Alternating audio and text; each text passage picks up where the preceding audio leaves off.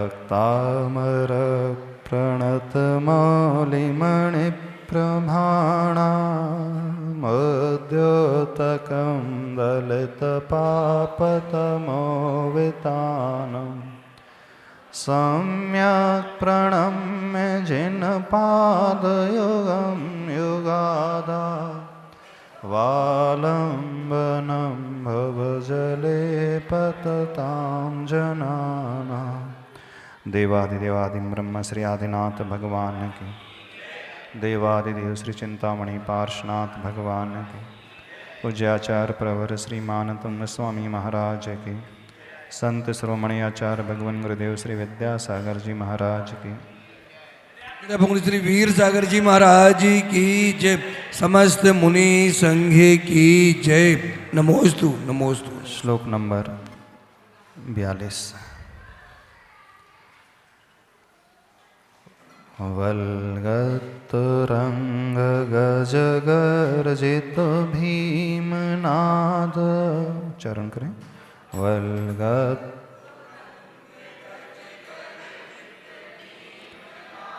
माजौ बलं बलवतामपि भूपतीनां,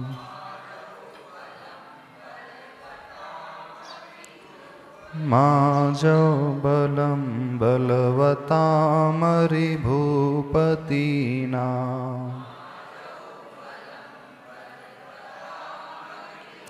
मपी भी पाठ है, बलवता मरी भी पाठ है, दोनों ही पाठ है, इसका उच्चार किया। बलवता मरी, बलवता मपी, दोनों ही पाठ मिलते हैं। उद्यद्दिवाकरमयोखशिखापवेद्धं,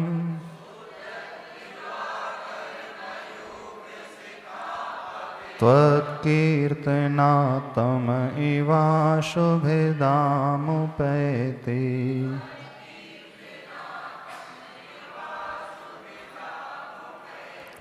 वल्गतरङ्गगजगर्जित भीमनाद, माजौ बलं बलवतामपि भूपतीनां।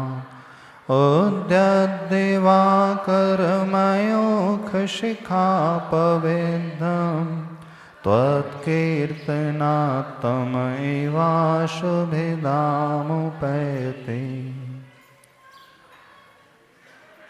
यह श्लोक शत्रु सेना को विघटन कराने वाला है। बीते 3-4 श्लोकों से जो वर्णन चल रहा है, आचार्य प्रवर यहाँ पर इस भक्ति के फल का महत्व बतला रहे हैं। जो व्यक्ति भक्ति करता है उसे क्या क्या लाभ होता है, यह बता रहे हैं। श्लोक नंबर 38 में हमने देखा कैसे व्यक्ति निर्भीक बनता है, भय से नहीं सताता है। जो आपका भक्त होता है, आपकी भक्ति करने वाला वह जीव है, उस हाथी के भय को जीत लेता है। 37 श्लोक तक जो वर्णन किया है, प्रभु के विभूति का वर्णन, समावसरण का वर्णन, प्रातिहार्य आदि का वर्णन, उनके गुणों का वर्णन किया है। लेकिन 38 नंबर श्लोक से अब भक्ति नहीं की जा रही है। अब यहाँ पर भक्ति का फल क्या मिलता है, यह बतलाया जा रहा है। 38 श्लोक में देखा हमने कैसे हम उस हाथी के भय को जीतकर निर्भीक बन सकते हैं। 39 नंबर श्लोक में जो भक्त है वह सिंह के आक्रमण को भी आसानी से झेल लेता है, बल्कि सिंह भक्त के आगे पलायत हो जाता है। 40वें नंबर श्लोक में अग्नि का जो उपसर्ग है उससे कैसे जीता जाए, यह फल बतलाया गया है भक्ति के महत्व से। 41वें श्लोक में सर्प का उपद्रव भी हानि नहीं पहुंचाने वाला होता है, यह बताया गया है। ने पिछले 4 श्लोकों में ये फल।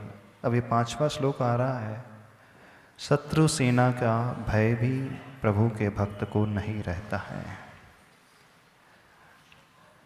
और आगे हम देखेंगे 43वें श्लोक में भी प्रभु का भक्त है, युद्ध में विजय हो जाता है। 44वें श्लोक में जाएगा, समुद्री तूफान के भय को भी पार करने वाला है। 45वें श्लोक में रोग से मुक्त होने वाला है। ये सारे के सारे श्लोक जो हैं क्या बता रहे हैं? जो आप चाहते हैं ना, उस फल को बता रहे हैं। क्योंकि श्रावक अथवा भक्त क्या चाहता है? कुछ ना कुछ चाह उसके भीतर अवश्य रहती है। लेकिन इसका अर्थ यह न ले लिया जाए कि आचार्य भगवान आपको लोभ दे रहे हैं, लालच दे रहे हैं। जब भी हम कोई क्रिया करेंगे, क्रिया का परिणाम अवश्य मिलेगा, रिजल्ट अवश्य मिलेगा। आप मेहनत करोगे, पुरुषार्थ करोगे, पुरुषार्थ के बदले में आपको यह प्राप्त हो जाएगा। किसान खेती में मेहनत करता है, उसे फसल मिल जाती है। विद्यार्थी पढ़ाई के लिए मेहनत करता है, वो पास हो जाता है, डिग्री मिल जाती है। व्यापारी है, सवेरे से शाम तक दुकान में लगा रहता है, पैसा कमा लेता है। सर्विस क्लास पर्सन है, नौकरी करता है, जॉब करता है, उसे एक अच्छा पैकेज मिल जाता है। जो भी क्रियाएं सांसारिक क्षेत्र में की जाती हैं, हर क्रियाओं का कुछ ना कुछ फल अवश्य मिलता है। और क्रिया की ही जाती हैं फल को पाने के लिए। ये भी उतना ही बड़ा सत्य है। यदि हम ये कहें कि बिना फल की इच्छा की क्रिया की जा रही हैं, तो ये बिल्कुल ठीक नहीं है। सांसारिक क्षेत्र में तो यही है। अब रही बात धार्मिक क्षेत्र की। अब धार्मिक क्षेत्र में भी आप भगवान की भक्ति कर रहे हैं, तो निश्चित रूप से यहां भी कुछ फल की अपेक्षा तो रहेगी कि नहीं रहेगी? नहीं है?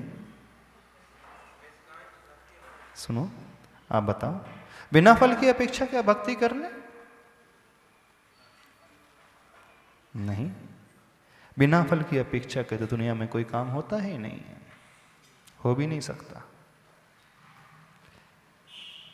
असंभव बात है।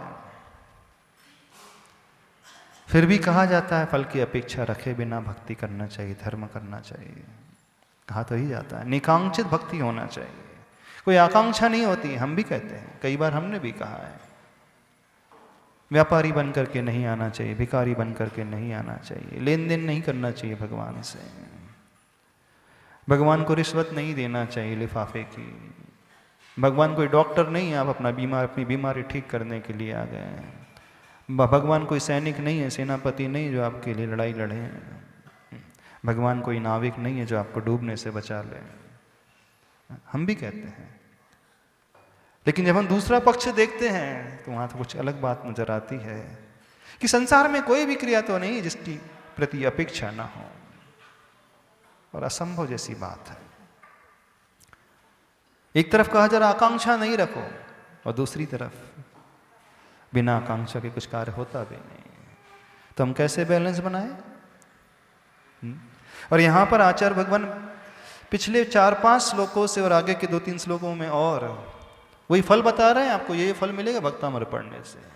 सर्प का भय, सिंह का भय दूर हो जाएगा, हाथी का भय दूर हो जाएगा, युद्ध में वो सेना पलायन कर जाएगी। वही लालच ही दे रहे हैं, दे रहे हैं नहीं, लालच नहीं दे रहे हैं, और फल बताया जा रहा है। अब हम क्या आकांक्षा रखे बिना भक्ति कर सकते हैं? जहां तक देखा जाए नहीं कर सकते। अब फिर उससे हम कैसे सामंजस्य बैठा है उसमें? तो आकांक्षाएं 2 प्रकार की होती हैं। एक होती है सांसारिक वैभव की आकांक्षा, धन संपदा की आकांक्षा, पद प्रतिष्ठा की आकांक्षा, स्वर्गीय सुख की आकांक्षा, सुविधाओं की आकांक्षा। और दूसरी प्रकार की आकांक्षा होती है जो आत्म कल्याण की आकांक्षा, कर्म की क्षय की आकांक्षा। मुक्ति की प्राप्ति की आकांक्षा, वो भी आकांक्षा है, वो पारलौकिक आकांक्षा है। तो जब जब ये कहा जाता है निकांक्षित भक्ति करें, तो उसका अर्थ ये लगाना सांसारिक आकांक्षा न रखते हुए भक्ति करें, लेकिन एट द सेम टाइम पारलौकिक आकांक्षा अवश्य रखें।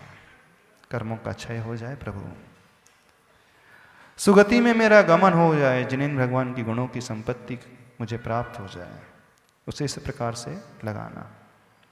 अब जो व्यक्ति पारलौकिक आकांक्षा ने आत्मकल्याण की आकांक्षा को रखते हुए भक्ति करेगा, तो इससे सांसारिक वैभव, सांसारिक सुख तो अपने आप ही मिल ही जाएगा। उसमें मांगने की इच्छा नहीं होती है, मांगने की जरूरत ही नहीं होती है। यत्र भावः शिवम दत्ते द्यः कियत् दूरवर्तनी यो नयत्याशु गव्युतिम क्रोशार्धे किम ससीदति। अष्टोपदेश में आचार्य प्रवर पूज्यपाद स्वामी जी कहते हैं, अरे जिन भावों से शिव पद मोक्ष पद की प्राप्ति होती है, स्वर्ग तो बहुत आसान है, कितना दूर है, स्वर्गीय सुख तो बहुत करीब है, निकट है। जो व्यक्ति 2 कोस आसानी से यात्रा कर सकता है, आधा कोस चलने के लिए उसे मेहनत करना पड़ेगा, कठिनाई होगी? नहीं होगी। इतना समझते हुए भी व्यक्ति क्यों पारलौकिक आकांक्षा को छोड़ करके लौकिक आकांक्षा पर उतर आता है, इसे भी समझो थोड़ा सा। शिवपद की आकांक्षा ना करके सांसारिक आकांक्षा करने लगता है, घर गृहस्थी की आकांक्षा, धन दौलत की आकांक्षा, शरीर की आकांक्षाएं, परिवार की आकांक्षाएं, सुविधाओं की आकांक्षाएं, बेटे की आकांक्षा, बेटी की आकांक्षा, दामाद की आकांक्षा, नौकरी, सब करने लगता है। क्यों? जब उससे विश्वास पूरा नहीं होता तो कहीं ऐसी स्थिति आने लगती है। कल अपन ने ये भी देखा था, भगवान का भक्त निरस्त शंक होता है, शंका से रहित होता है।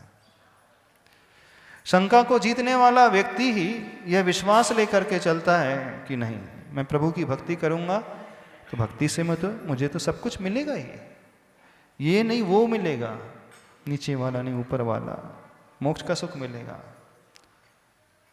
जब वो मिलेगा तो ये तो बहुत छोटी सी चीज है।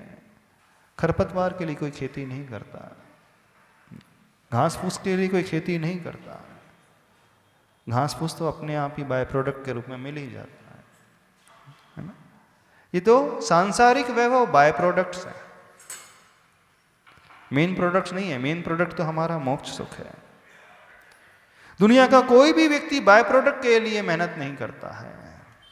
जब आप शॉपिंग करने के लिए जाते हो तो शॉपिंग के साथ एक अच्छा बैग भी मिलता है, कैरी बैग नहीं मिलता, 100 रुपए का बैग मिल जाता होगा।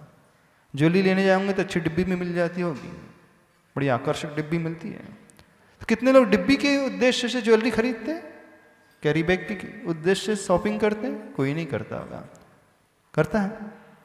नहीं, बड़ा अच्छा जूट का बैग मिलता है, बोले आजकल तो पॉलीथीन बैग तो बैन हो गए, बोले जूट का बैग बड़ा अच्छा है, ड्यूरेबल रहता है। उसकी कॉस्टिंग कितनी होगी? बैग की कॉस्टिंग 100 रुपये से ज़्यादा होती होगी, 200 रुपये आ जाती होगी, बल्कि आ जाती ना। तो उसकी डिज़ाइन को देख करके कोई अट्रैक्ट हो जाए, नहीं यहाँ इस शॉप में, इस मॉल में जो है बड़ा अच्छा जूट का बैग मिलता है, उसमें सामग्री मिलती है, तो अपन उसे खरीदने के लिए जाए। कोई होता है ऐसा? नहीं होते, कुछ लोग होते हैं, महिलाएं होती हैं, साड़ी खरीदने जाती हैं सेल में 2 खरीदो 5 फ्री मिल जाएगी, तो बोले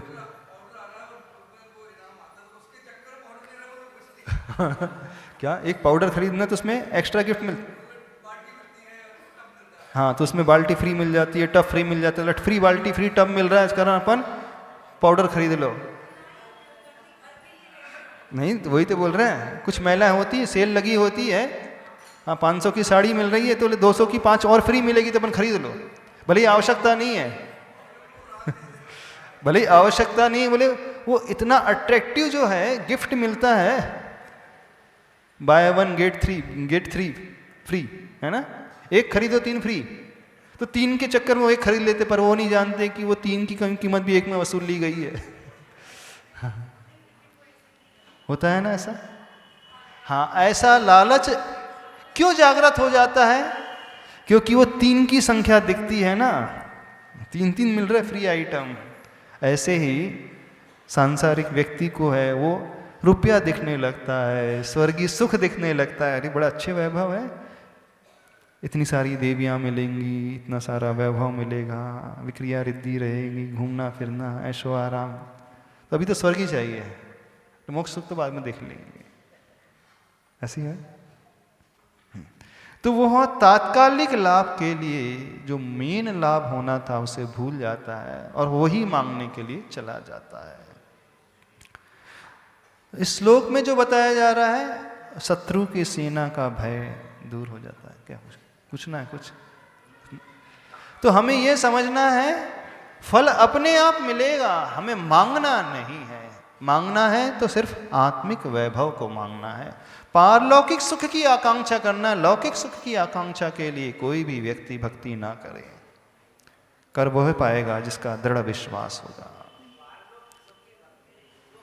हाँ, दुख खो कम्मा खो वही लाओ, क्यों बोलते हो अंचलिका में? हर भक्ति के बाद बोलते हो आप तो बोलो अच्छा सी भी, आप छोड़ो अच्छा सी भी बोलते हैं, क्यों बोलते हैं?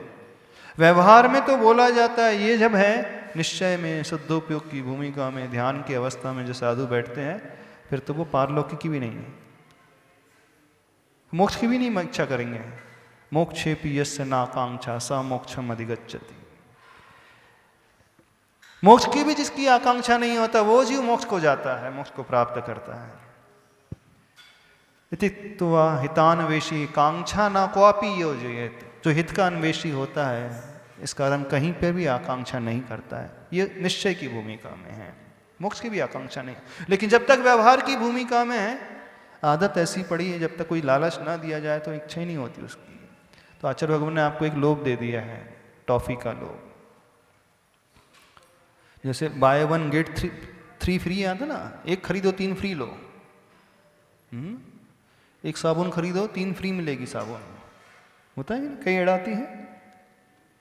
महाराज श्री, ये बात तो हो रही है दृढ़ विश्वासी की, यह बात तो हो रही है दृढ़ विश्वासी की, लेकिन जो विश्वास नहीं रखते वो कुतर्क देते हैं। इस सामान्य तो हमें जो देख रहा है वो तो प्राप्त हो नहीं रहा है। हाँ। और जो इतनी कठिन कठिन बात कर रहे हैं वो सुलभता से प्राप्त हो जाता है, कहाँ तक फिर संतुष्ट करें उन्हें? क्या करते हो? दुकान है आपकी? क्या का बिजनेस है? कौन सा बिजनेस है बोलो? ज्वेलर्स। कितना रुपए कमाते हो महीने का? साल का कितना कर लेते हो? हिसाब नहीं लगा। अच्छा, बताना नहीं चाहते, ठीक है। हाँ, अब मान लीजिए कोई व्यक्ति 20 लाख रुपए 25 लाख रुपए साल का अर्न कर रहा है। अब उसके लिए वो 10 करोड़ इन्वेस्ट करता है। तो 25 लाख के लिए 5 करोड़ इन्वेस्ट करने की क्या आवश्यकता है? अभी तो जा रहा है, बोले अभी जा रहा है, लेकिन 25 लाख मिलता रहेगा हमेशा। तो कोई भी चीज चाहना होता है तो पहले देना होता है। जब हमें बड़ा चाहिए तो हमें बड़ा देना पड़ेगा ना। हमें बड़ा चाहिए, मोक्ष सुख चाहिए, हमें छोटा सुख नहीं चाहिए। ये तो ऐसे ही मिल जाएगा, उसकी हमको तो आवश्यकता ही नहीं है। तो कुछ भी चीज की प्राप्ति के लिए पहले दिया जाता है। क्या दिया जाएगा? सुविधाओं का बलिदान दिया जाएगा, सुख, सांसारिक सुख का बलिदान दिया जाएगा। हम जब आत्मिक सुख की बात कर रहे हैं, हम छोटे में सेटिस्फाई होने वाले नहीं हैं। आप लोग बड़े संकीर्ण बुद्धि वाले हैं, छोटे में सेटिस्फाई हो जाते हैं। किसी ने 1 रुपये दे दिया तो हाँ बात बड़े खुश हो गए।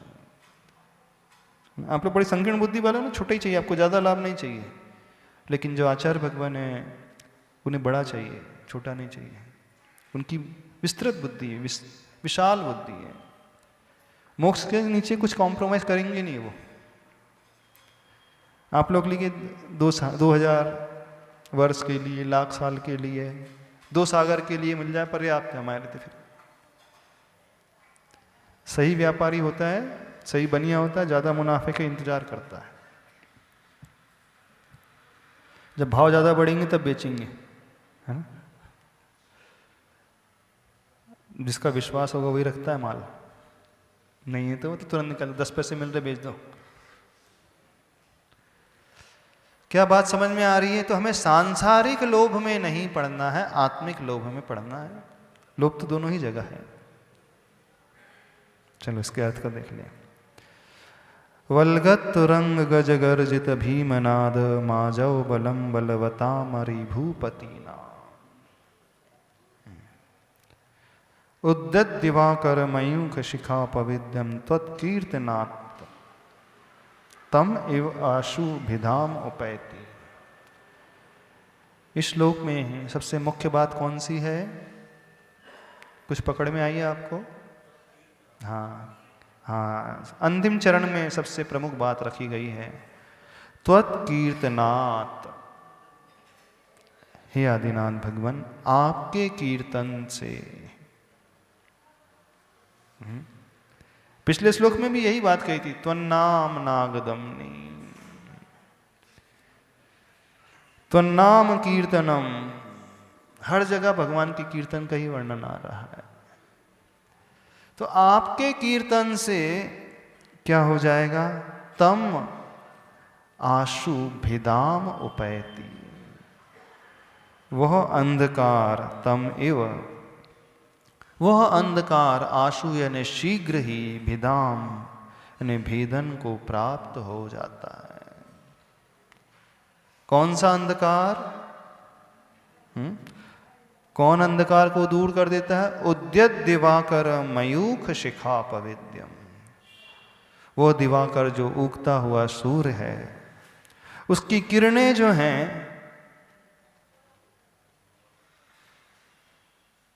अपनी शिखाओं के द्वारा उस अंधकार को दूर हटा देती हैं। कैसे? शीघ्र हटा देती हैं। अंधकार भले ही कितना घना क्यों ना हो, काली अमावस्या भी क्यों ना हो, जब सूर्य का उदय होता है तो अमावस्या का अंधकार तुरंत पलायित हो जाता है, चाहे कार्तिक की अमावस्या ही क्यों ना हो। और प्रातः काल की बेला में सूर्य का उदय हुआ था ना? नहीं हुआ था? कार्तिक अमावस्या की प्रातः काल की प्रत्युष बेला में ज्ञान सूर्य का उदय हो गया था। महावीर ज्ञान के सूर्य का उदय हो गया था, जिसे अपन दिवाली बोलते हैं। देखो, सूर्य का उदय होना तो दूर है, उदय होने के पहले ही अंधकार भाग जाता है। वो आने वाला है। कौन आने वाला है? सूर्य आने वाला है। इस कारण पहले ही बस्ता, बोरिया बस्ता बांधो, चलो अपने गदाल यहाँ नहीं गलेगी। अब देखना वो अंधकार कितना घनघोर होता है, भयानक होता है। और उस भयानक अंधकार को दूर करने के लिए सूर्य को नहीं आना पड़ता, उसकी छोटी सी किरण भी पर्याप्त हो जाती है। किरण के यदि प्रकाश को देखा जाए और अंधकार के घनत्व को देखा जाए, दोनों की तुलना की जाए, तो अंधकार के घनत्व की तुलना में किरण बहुत बड़ा नहीं है, बहुत बड़ी नहीं होती है, उसका अमाउंट बहुत ज़्यादा नहीं होता है। लेकिन एक छोटी सी किरण भी इतने घने अंधकार को दूर कर देती है, कर देती है। आने के पहले ही अंधकार दूर हो जाता है, सिर्फ नाम मंत्र लेने से। तो हे प्रभु, आपका नाम लेने मात्र से आपको आने की जरूरत नहीं पड़ती। हमारे भगवान आते नहीं हैं, जैनों में भगवान उतर करके कभी नहीं आते, पुनर्जन्म नहीं लेते, मोक्ष को छोड़ करके इस पृथ्वी पर आ जाएं, पापियों का संहार कर ले, नहीं। जैनों में अवतारवाद की परंपरा नहीं है, भगवान को आना ही नहीं पड़ता। अरे आना पड़े तो फिर काहे के भगवान? बात तो तब है जब आप हो, वहां हो, जहां हो वहीं रहो, बस नाम लिया जाए, आपका काम हो जाए। आने के बाद तो हर कोई काम कर ही देता है, उसमें कौन सी महत्ता हो गई? क्यों भाई? जब प्रधानमंत्री आए, जब एसपी आए यहाँ पर, तभी परेशानी दूर हो, ये थोड़ी बड़ी बात मानी जाती है। हाँ, एसपी का नाम ले लिया कि अपनी पहुंच एसपी तक है, भाई समझ कर रखना है, बस नाम लेने से ही काम हो जाता। भाई पहुंचा हुआ आदमी है, बच करके रहो। तो आने के बाद यदि वो काम हो तो उस व्यक्ति की ज्यादा वैल्यू नहीं रहेगी। हाँ, बिना आए, बिना स्थान पर पहुंचे सिर्फ नाम लेने से काम हो जाए तो समझना व्यक्ति बहुत महानता को लिए हुए है। जैनों के भगवान बहुत महान है, उनको नहीं आना पड़ता नीचे कहीं। बिल्कुल सही बात, उन्हें जन्म नहीं लेना पड़ेगा, उनका भक्ति काम कर देगा ना। लेकिन भक्त कैसा चाहिए? उनका नाम लेने वाला चाहिए। तो त्वत्कीर्तनात्, आपके कीर्तन से ही, तम एव आशु भिदाम उपैति, वह तम अंधकार की भांति शीघ्र ही भिद जाता है, भेदन को प्राप्त हो जाता है, पलायन कर जाता है। कैसा अंधकार? वल्गत तुरंग गज गर्जित भीमनाद, वह तुरंग यानी घोड़े जिनकी बलगाएं खिंची हुई हैं, गजों से यानी हाथियों से जो गर्जना हो रही है, भयंकर नाद उत्पन्न हो रहा है। कहाँ पर? नादम आजो, यानी उस युद्ध क्षेत्र में, रण क्षेत्र में। बलम बलवताम अपि, अथवा बलम बलवताम अरि, बलशाली वह राजा हो अथवा बलशाली वह शत्रुओं का राजा हो, दोनों ही अर्थ निकल जाते हैं। बलवताम अरि ज्यादा उपयुक्त लगता है अपि की अपेक्षा, दोनों में अर्थ दोनों नहीं निकलता, पर सबको शायद बल माजव बलम बलवताम अपि याद है ना। उच्चारण में जिनवाणी में प्राय मपी का ही पाठ प्रचलन में आया, पर कुछ पुटकों में बलवताम मरी का भी पाठ आया है। तो बलवताम अरि, मरी मतलब बलवताम अरि, अरि मतलब होता है शत्रु। वो शत्रु कैसा है? बहुत बलशाली है शत्रु। कौन? भूपति नाम, भूपति होता है राजा, भू का जो स्वामी हो गया वो भूपति कहलाता है।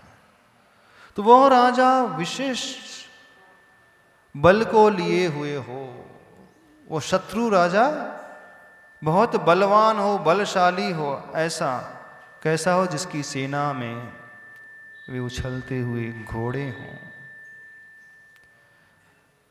लाखों की संख्या में जहां गर्जना करने वाले हाथी हो, भयंकर जो चिंगाड़ को उत्पन्न कर रहे हों, ऐसी ध्वनि, यानी जिसकी सेना सामान्य सेना नहीं, जो शत्रु राजा की सेना विशेष सेना है। उस सेना पक्ष में बहुत सारे योद्धा हैं, घोड़े हैं, हाथी हैं, रथ हैं।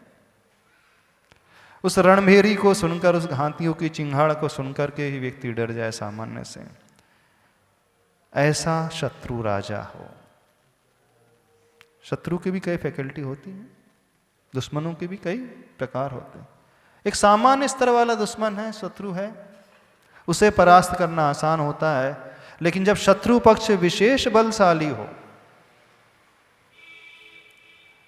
उसे परास्त करने में कठिनाइयां अधिक होती हैं।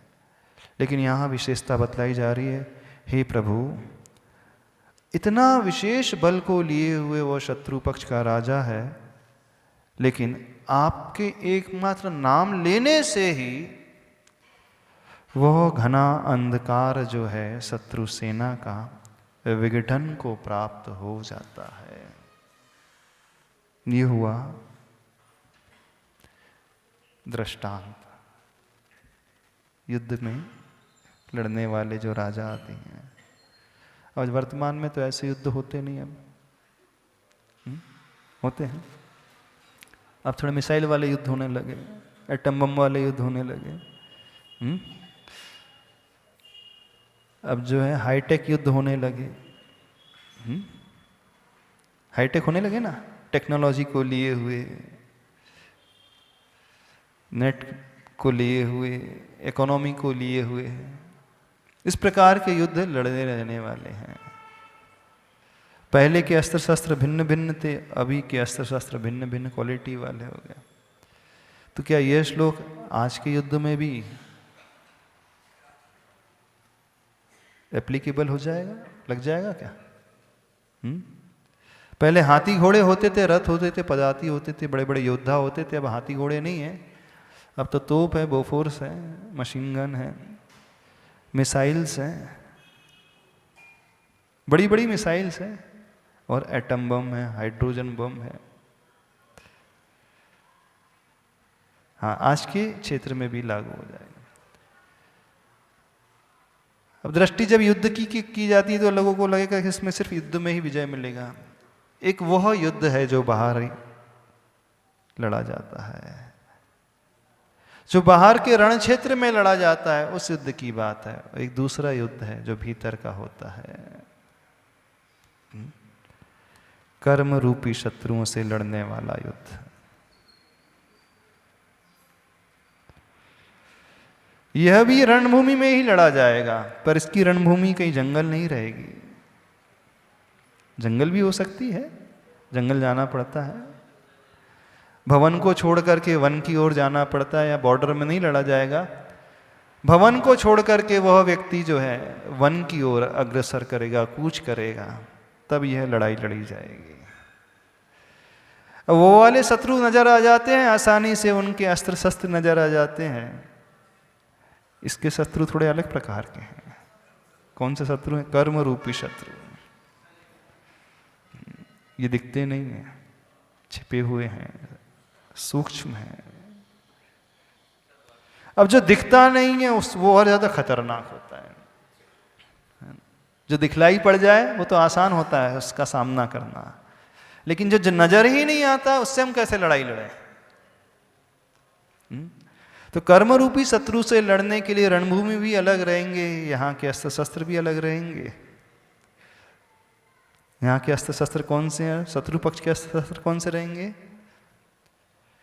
कषाय हैं, विषय हैं, संज्ञाएं हैं, अशुभ लेश्याएं हैं, आर ध्यान है, रौद्र ध्यान है, बाहर के निमित्त हैं।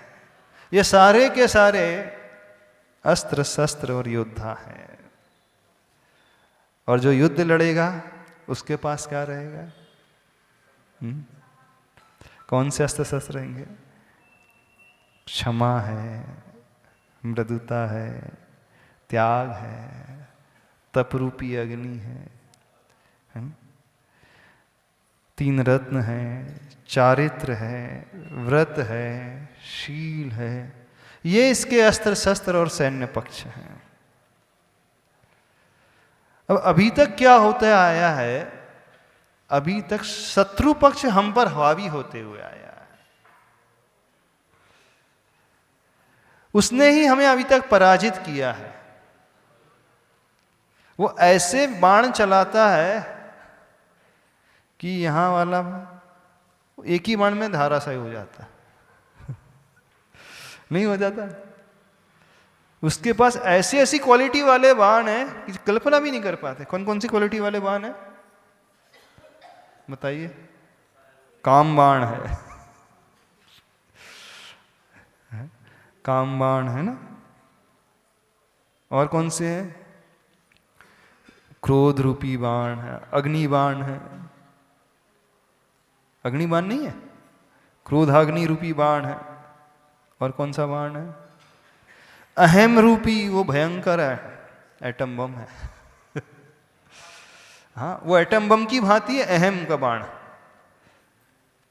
हाँ, और लोभ रूपी तो वो दिखता बड़ा अच्छा है। वो लगता ही नहीं कि शत्रु बन करके आया है। जैसे विषकन्या होती थी ना पहले। पहले जो लड़ाई जाती थी उनमें विषकन्याओं का भी प्रयोग होता था। विषकन्याएं वो होती थी उस राजा को प्रभावित करके फिर उसका मरण करा देती थी, डस लेती थी। और वो राजा ये समझ ही नहीं पाता था ये कन्या है कि विषकन्या है। वो उसी के प्रभाव में आकर के सब कुछ खो देता था। ऐसे ही लोभ रूपी विषकन्या है, नहीं सबके भीतर है। और कुछ बाण जो है एकदम सीधे नहीं है, बड़े कुटिल हैं, बड़े वक्र घूमने वाले हैं, आरी की भांति हैं। माया रूपी बाण जो है बड़े आड़े तिरछे हैं। एक बार वो प्रवेश कर जाए तो फिर निकलेगा ही नहीं। वो निकलेगा तो आंतों को बाहर लेकर के निकलेगा। सीधा छुरी हो तो निकल जाती है, और छुरी अंदर जब प्रवेश करके टिल्ट कर दी जाए, मोड़ दी जाए, तो फिर तो अंदर तो और घात करके निकालने की कोशिश करेंगे तो भी परेशानी हो जाती है। तो माया रूपी जो बाण है ना, वो भी बड़े खतरनाक है। तो आज तक अनादि काल से शत्रु पक्ष हमें पराजित करते हुए आया है।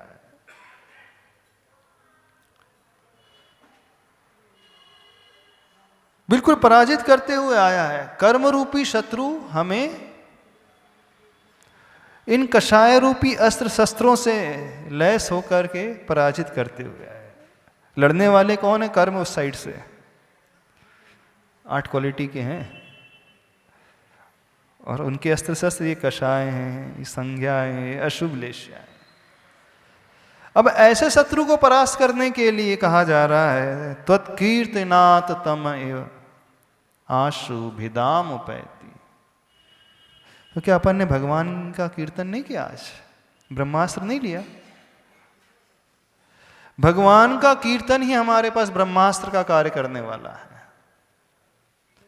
तो आज तक याद नहीं किया भगवान को? किया तो कैसे याद किया? बताइए कैसे याद किया? लिखा तो गया तो कीर्तनाथ।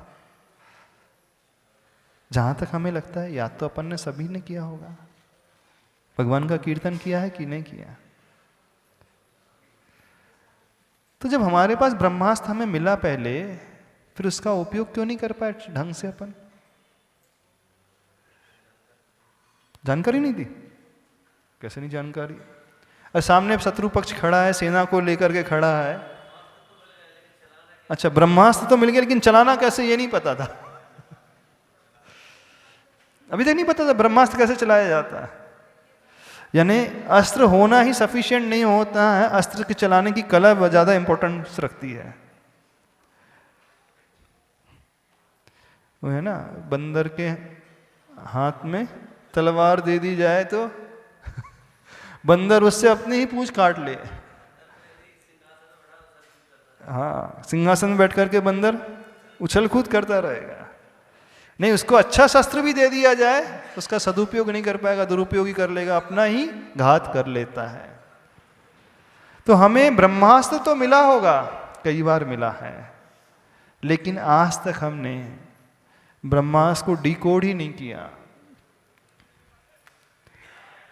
वो लॉक था, उसको डिकोडिंग कैसे की जाती है शायद पता ही नहीं चल पाया।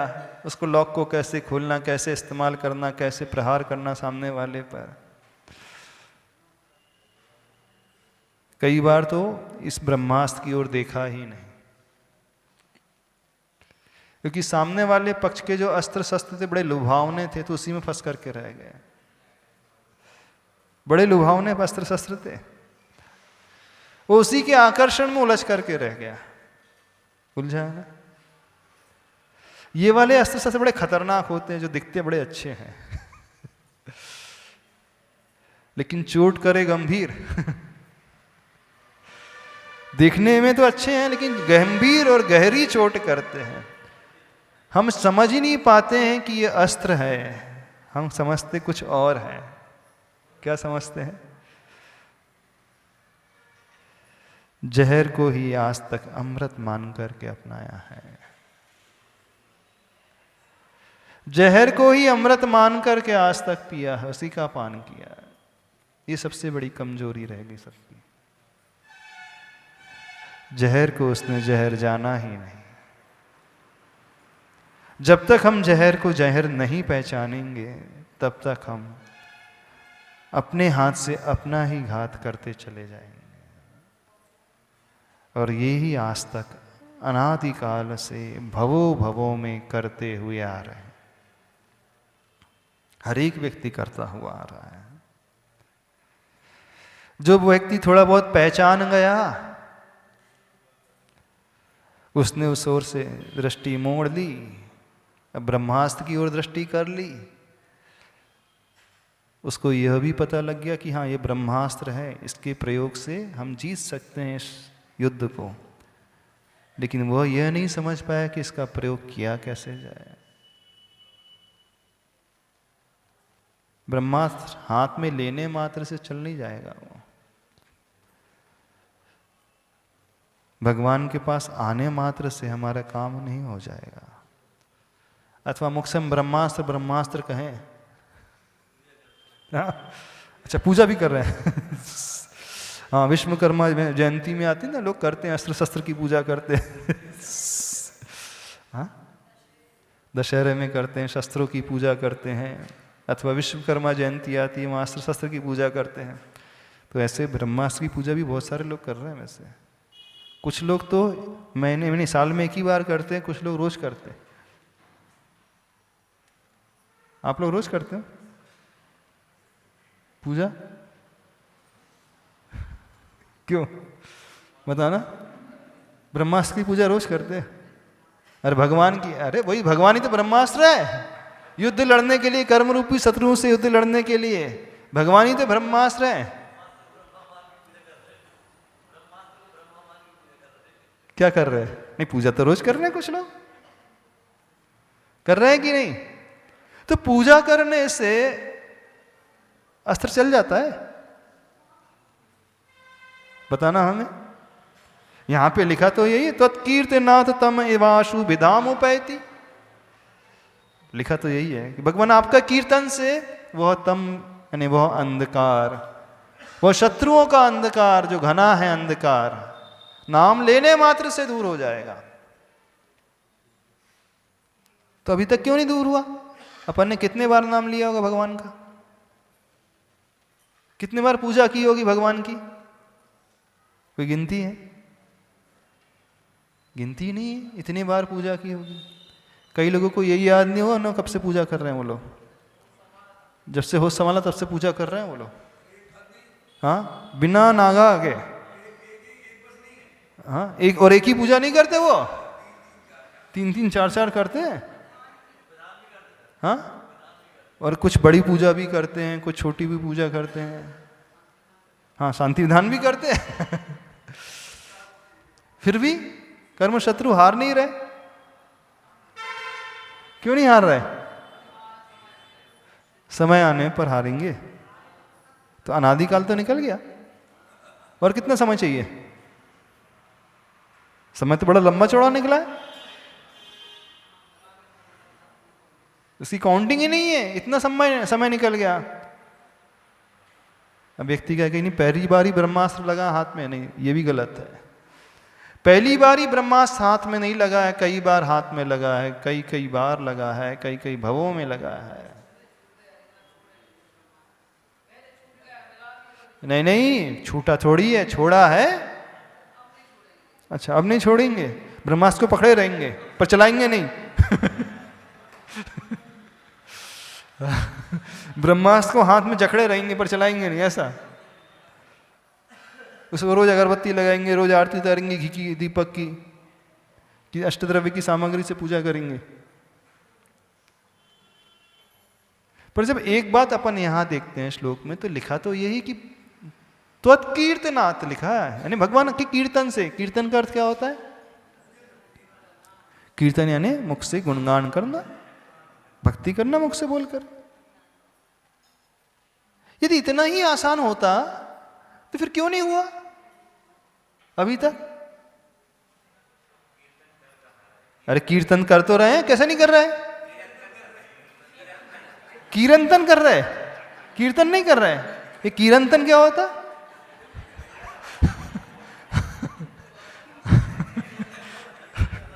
नहीं, हमें समझ में नहीं आया, आज तक पहली बार सुना वर्ड हमने। अभी तक कीर्तन सुना था, कीर्तन पहली बार सुना। नहीं, हमको नहीं मालूम कीर्तन क्या होता है। भैया जी बताया ना कीर्तन। नहीं बताओ, नहीं कीर्तन क्या होता है, हम समझे। भगवान की पूजन तो कर रहे हैं, हाँ। पर जहाँ दृष्टि होना चाहिए वहाँ दृष्टि नहीं, नहीं। कीर्तन का अर्थ क्या होता है? उसे कीर्तन का मतलब नहीं, आपने शब्द सुधार दिए कीर्तन शब्द का अर्थ क्या होता है? हाँ, आप बताना। कीर्तन का अर्थ क्या होता है? नहीं, पहली बार सुना हमने, और आप लोग मुस्कुरा रहे हैं, हंस रहे हैं, इसका मतलब कुछ गहरा अर्थ होगा कीर्तन का। और ये चरवध्याव करना, फालतू की बातें और लड़ाई झगड़ा करना, ये सब कीर्तन ही है। कि थोड़ी थोड़ी बातों में लड़ पड़ जाना है ये सब। अच्छा, हाँ, कीर्तन मतलब कीर्तन में ही कीर्तन किलकिल करने लगना, आपस में लड़ भिड़ना, कीर्तन में भी कषाय करने लगना। अच्छा अच्छा, ऐसा ऐसा अभी समझ में आया। अभी हमारी बुद्धि थोड़ी कम चलती है ना धीरे धीरे चलती, धीरे धीरे समझ में आता है, एकदम से समझ में नहीं आता। आप लोग ज्ञानी लोग हैं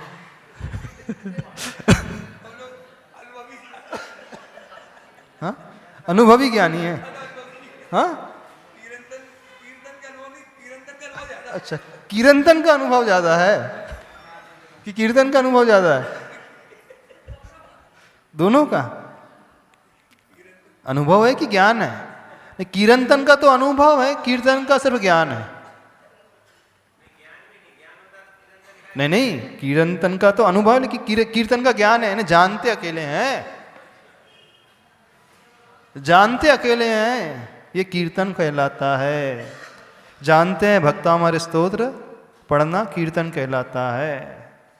आदिनाथ भगवान का नाम लेना, आदिनाथ भगवान की जयकार लगाना, ये सब कीर्तन कहलाता है। कीर्तन में बड़ा गा गा करके कीर्तन किया जाता है ना, थिरक थिरक करके, मटका मटका करके, गर्दन लयबद्ध तरीके से होता है कीर्तन। ढोल मंजीरा बजा बजा करके कीर्तन का, बिना उसके कीर्तन होता ही नहीं है। होता है? नहीं होता। तो लयबद्ध तरीके से कीर्तन होता है। अच्छा, आज तक आपने भक्तामर कितने लय में गाया है? कितने इंस्ट्रूमेंट के साथ गाया है? कई लय में गाते हैं।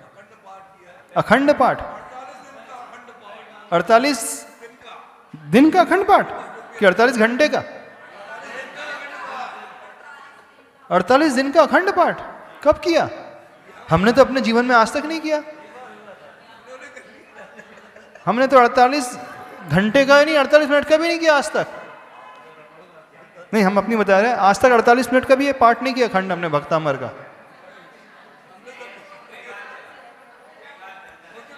कई बार चल चुका 48 दिन लगातार, 6 दिन 8 दिन का कई बार हो चुका है। कई बार बहुत लंबा चौड़ा कीर्तन कर लिया आपने। तो इतने लंबे कीर्तन के बाद क्या मिला आपको? क्या मिला? क्या नहीं, इतने लंबा कीर्तन जो 48 दिन तक किया, क्या मिला? कुछ मिला? नहीं मिला? क्या मिला? वो बोले कीर्तन नहीं किया, कीर्तन किया 48 दिन तक। मैंने कीर्तन भी किया है, कुछ लोगों ने कीर्तन भी किया है। चातुर्मास मिल गया? अच्छा, कीर्तन के माध्यम से चातुर्मास मिला और कीर्तन के माध्यम से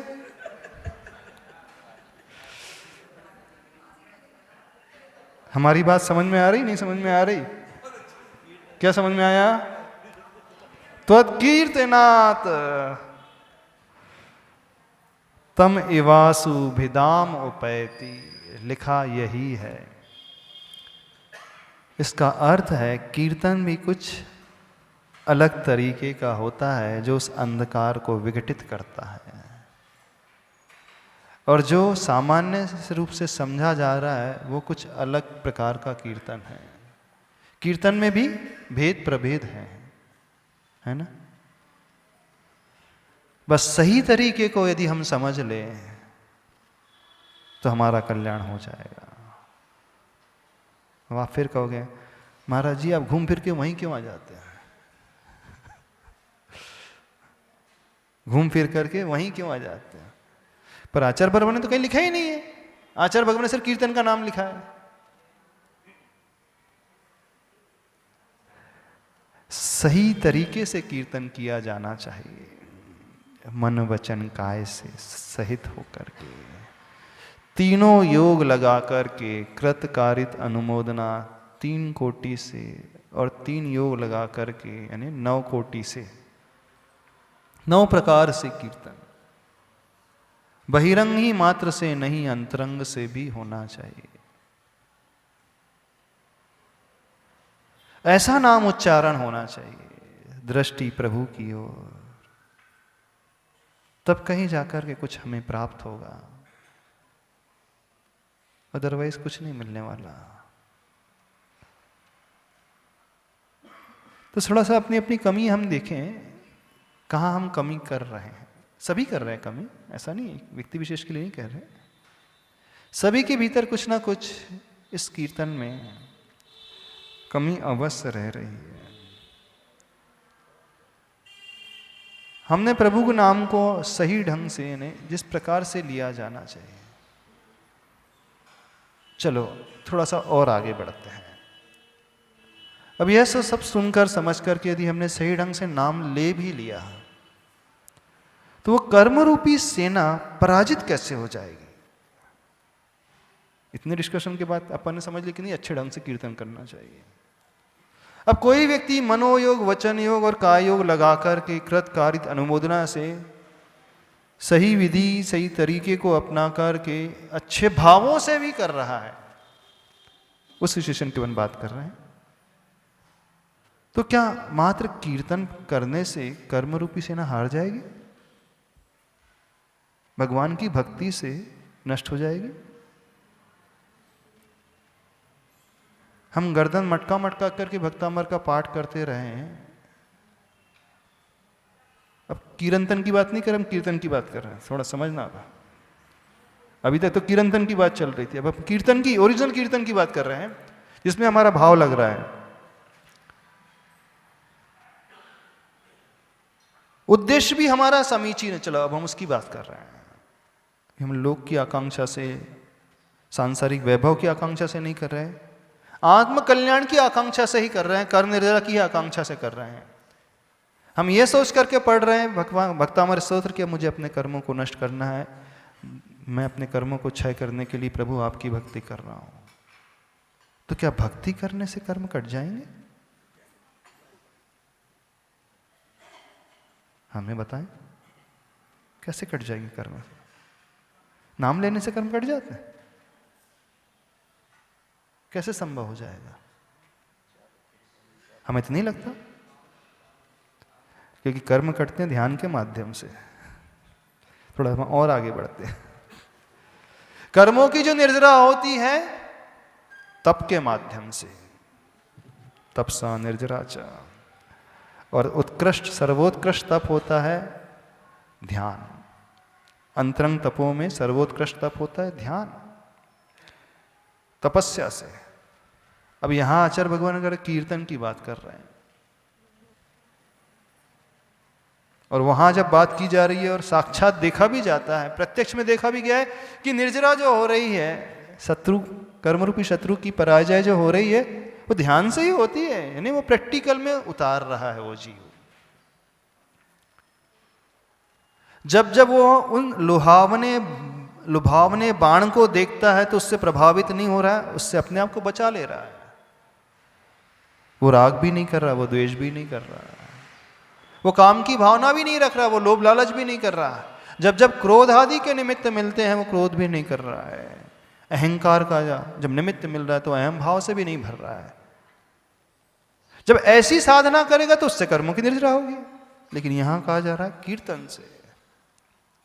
अब कीर्तन में ये कुछ नहीं हो रहा है, न तपस्या हो रही है, हो रही। कैसे कर्मों की निर्जरा हो जाएगी? कैसे कर्म रूपी शत्रु परास्त हो जाएंगे? हो जाएंगे कि नहीं होंगे? इसमें कैसे हो जाएंगे बताओ? यदि ऐसे ही होना था तो फिर कीर्तन से मुक्ति हो जाना चाहिए। नाम लेते रहो भगवान का, उससे मुक्ति हो जाएगी। थोड़ी गहरी बात लेकर के आ रहे हैं अब। कैसे होगी बताइए? सत्य है, लिखा बिल्कुल सत्य है, कीर्तन से होती है, हम भी कह रहे होती है, पर कैसे? भावों से। भावों की विशुद्धि हो जाएगा। वो तपस्या ना करे हो जाएगी मुक्ति? हाँ, वो दीक्षा ग्रहण ना करे हो जाएगी मुक्ति? घर में रोज पाठ करते रहे, अखंड पाठ जीवन भर का, हो जाएगी मुक्ति? कर्म रूपी शत्रु पराजित हो जाएंगे? हाँ, तो फिर हमने दीक्षा काय को ली? आचार्य ने दीक्षा काय को ली? घर भर काय को छोड़ा? आचार्य ने बड़े घर में सदलगा में रहते, रोज भक्तमर का पाठ करते 24 घंटे का लगातार। एक टाइम बढ़िया अच्छे से भोजन करते, भक्तमर का पाठ, और कुछ नहीं करेंगे अपन। क्यों सब इतना पैदल विहार, वो ग्रीष्म का काल का वो उपसर्ग, सर्दी को सहन करना, गर्मी को सहन करना, वो भूख प्यास को सहन करना, वो दंश मशक परिचय को झेलना, वो दिगंबर मुद्रा को धारण करना, वो केस लौंच करना, वो विहार करना, क्यों सब कष्ट सहन कर रहा है? वो खड़े होकर के ध्यान करना क्यों कर रहा है आचार्य श्री? बताइए, बताओ, अब समझो थोड़ा सा। जब व्यक्ति मनोयोग से कीर्तन करता है तो कीर्तन करने वाला प्रभु के गुणों से आकृष्ट होता है, उसकी दृष्टि में प्रभु के गुण आएंगे। जब प्रभु के गुण उसमें दृष्टि में आएंगे तो वो अंदर से लालसा करेगा, नहीं मुझे भी इन गुणों को पैदा करना अपने भीतर। जब उनके अंदर उसकी इच्छा पैदा होगी तो फिर वो धीरे धीरे अपने आप ही उस मार्ग को अपनाने लगेगा, मोक्ष मार्ग को चाहेगा वो। यानी कीर्तन करने वाला व्यक्ति जो है मोक्ष मार्ग से राग करने वाला हो जाएगा। वो अपने आप ही पापों को छोड़ने की कोशिश करने लगेगा। वो बोलेगा जो जिससे मुझे राग होता है, जिससे मुझे द्वेष का भाव पैदा होता है, कषाय पैदा हो जाती है, भटकने लगता हूं मैं, कषाय भड़कने लगती है, तो मुझे वो कोई कार्य नहीं करना जिससे कषाय भड़के। नहीं, कीर्तन करने वाले के मन में अंतरंग से ये व्यवहार में परिवर्तन आने लगेगा। जो सही कीर्तन करेगा, जो कीर्तन करेगा उसे पाठ ही करता रहेगा, लेकिन जो कीर्तन करेगा ना वो क्रमशः उस मोक्ष मार्ग की ओर अपने आप कदम बढ़ाएगा अवश्य। उसे प्रेरणा मिलेगी प्रभु की भक्ति से, प्रभु के कीर्तन से, प्रभु के नाम उच्चारण से नहीं। अब प्रभु ने जिस मार्ग को अपनाया है तो मुझे भी उस मार्ग को अपनाना है। आदिनाथ भगवान की मैं पूजा कर रहा हूं, ये तो भगवान अभी बने, लेकिन ये भगवान कैसे बने फिर उस रास्ते को भी वो देखेगा कीर्तन करने वाला। अब रास्ते को फिर चाहने लगेगा, उसका मोक्ष मार्ग से, उस कठिन मार्ग से राग बढ़ता चला जाएगा। न केवल चाहेगा बल्कि अपनाएगा भी वो। बात समझने की कोशिश करना। कीर्तन का अर्थ जो भावों से किया गया कीर्तन, सही उद्देश्य को लिए किया कीर्तन जो है सिर्फ शब्दों तक सीमित नहीं रहता है, वो क्रियान्वयन हो जाता है, क्रिया में ढल जाता है, उसके आचरण में ढला हुआ होता है। नहीं, कीर्तन करते करते एक दिन वो इस स्थिति में पहुंच जाता है कि नहीं बहुत हुआ कीर्तन, अब तो मुझे मोक्ष मार्ग में चलना है, उस रास्ते को अपनाना है, उस चारित्र को अपनाना है, उस प्रकार की तपस्या को करना है। तपस्या के प्रति उसकी ललक अंदर से पैदा होने लगेगी। ये परिवर्तन उसके भीतर आता है। और यदि आपका कीर्तन करने से, पाठ करने से ये भाव नहीं पैदा हो रहा है कि मैं भी इस मार्ग में कदम बढ़ाऊं, तो समझना अपना कीर्तन चल रहा है कि कीरंतन चल रहा है। कभी ये चिंतन होता है? कितने लोग चिंतन करते हैं? कभी ये भाव आता है 50 साल हो गए मुझे भक्तामृत पढ़ते पढ़ते, मैंने एक कदम भी आगे नहीं बढ़ाया, जहां था वहां का वहीं हूं। जो 30 साल पहले करता था आज भी वही कर रहा हूं। कहीं ढोंग तो नहीं है, कहीं दिखावा तो नहीं है। वो आकलन करेगा, अपना अध्ययन करेगा। और ये भाव पैदा नहीं हो रहा है तो फिर तो कीरंतन ही चल रहा है। कीरंतन का मतलब ये नहीं कि किलकिल ही हो रही दूसरों से। कीरंतन का मतलब अहम का पोषण में भी कीरंतन हो सकता है। मेरे नाम का प्रचार प्रसार ये भी कीरंतन हो सकता है। प्रदर्शन का भाव ये भी कीरंतन हो सकता है, हो सकता है। हाँ, उसमें सांसारिक वैभव की आकांक्षा नहीं है, लेकिन अंदर के परिणाम नाम आदि को लेकर, ख्याति आदि को लेकर के। बात समझ में आ रही है? ऐसी परिणति लाना सीखो अपने भीतर। सच्चा भक्त जो होता है प्रभु का, भक्ति करते करते उस मुक्ति के मार्ग की ओर कदम बढ़ा देता है। वह भक्ति ही नहीं करता रहता हमेशा, भक्ति करने के पश्चात वह चिंतन करने वाला होता है, मनन करने वाला होता है। कितने लोग चिंतन मनन करते हैं? महाराज जी ये तो आप ही लोगों का काम है, हमारा थोड़ी काम है ना? ये तो आचार्य श्री का काम है। किसका काम है भैया जी? किसका काम है? आचार्य श्री का काम है ना, अपना काम नहीं है। अपना काम क्या करना है? कीर्तन ही करते रहना, कि कीर्तन करते रहना। देखो, इस प्रकार से समझने की चेष्टा करें। त्वत्कीर्तनात् तम इवाशु विदाम उपैति। कीर्तन से ही जाएगा, लेकिन वह कीर्तन प्रायोगिक हो जाएगा, गुणात्मक हो जाएगा। बस इतना ही कहते हैं। समय हो गया। देवादिदेव श्री आदिनाथ भगवान की जय। कल सब